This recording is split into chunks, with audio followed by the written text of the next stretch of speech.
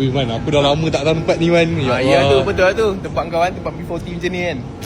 Kau tahu yang pasal Syarul kan? Aku tengok sekarang dia rajin tu, dia community running semua. Ini semua ikut trend ni. Mamat tu aku kenal lah. Atuk dia pun dulu sama. Asal atuk dia? Atuk dia dulu masa zaman perang dah habis merdeka semua. Mana perang dah. Tak ada Man, ikut trend lah tu. Man, aku rasa badan aku dah naik man. Aku 9 bulan jaga makan, pergi gym. Ni masuk barang ni. Ni tak paracetamol, parameswara. Dia naik bintik-bintik ni aku tahulah.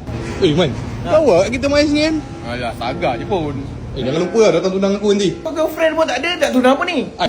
Dengan Sabrina lah. Sabrina? Kau kantoi betul. Kau datang sini sebenarnya nak beli apa ni?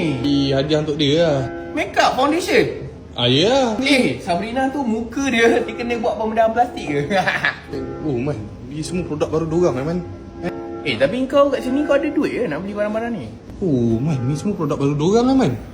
Tak tahu. Kau tanya lah kat yang kerja sini ya. Bukan ex-classmate kau ke man? Kerja sini lah? Saya manager kat sini. Manager man. Tak kabel sebab muka lawang. Tahu lah perempuan-perempuan semua sekarang. Saya tengok yang belakang dulu kak. Function lagi datang kedai dia man. Dapat tengok depan-depan kan.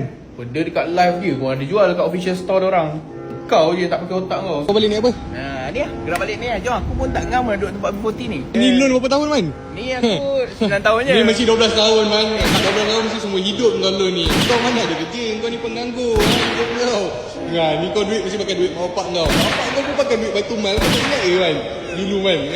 Duit ABG pun hutang pakai duit aku. Hutang semua hidup kau ni man. Kau ingat man kat akhirat nanti kau kena datang mengangkat saya aku.